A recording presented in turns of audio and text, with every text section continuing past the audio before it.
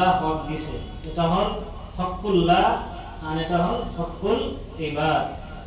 মানুহৰ ওপৰত দুটা হক আছে, এটা হল হকুল্লাহ অৰ্থাৎ আল্লাহ তাআলাৰ হক, আৰু আন এটা হল হকুল ইবাদ অর্থাৎ বান্দার হক। হকুল্লাহ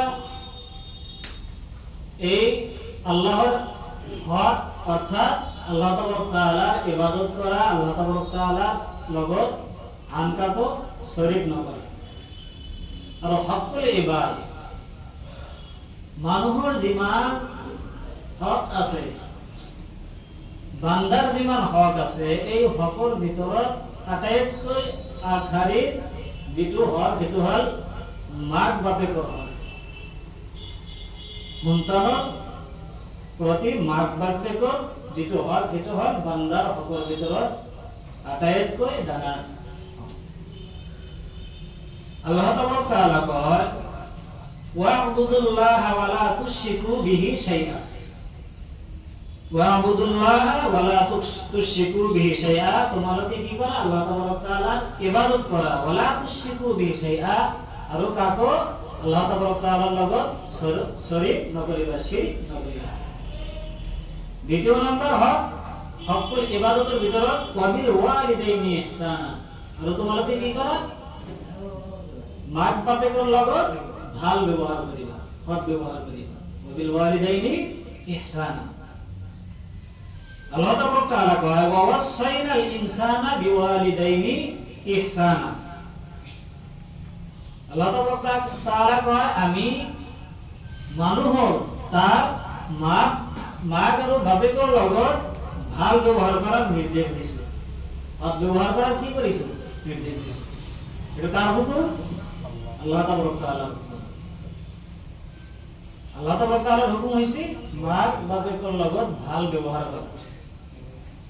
আজি আমাৰ যি ব্যৱহাৰ হৈ গৈছে, আমি মাক বাপেকৰ লগত কেনেকুৱা ব্যৱহাৰ কৰি আছো এইটো আমি ভাল জানো। কিয়া কৰিব লাগে? আল্লাহ তাআলা মাক বাপেকৰ যিটো হক, যিটো অধিকাৰ দিছে সন্তানৰ প্ৰতি, 14টা হক দিছে। 7টা হৈছে মাক আৰু বাপেক দুনিয়াৰ ভিতৰত জীয়াই থকা অৱস্থাত, আৰু 7টা হৈছে মৃত্যুৰ পিছত।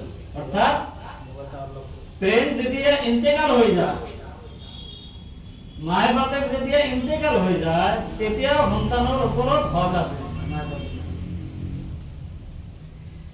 কিমান ডাঙৰ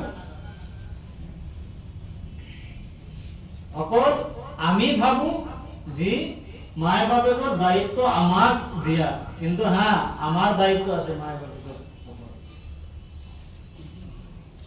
আল্লাহ তাআলা কি কৈছে? আনিশকুৰ লি ওয়া লিওয়ালিদাইক ইলাইয়া মুসিৰ, তোমালোকে কি কৰা? কৃতজ্ঞতা হওয়া মাক বাপেকৰ আৰু মোৰ।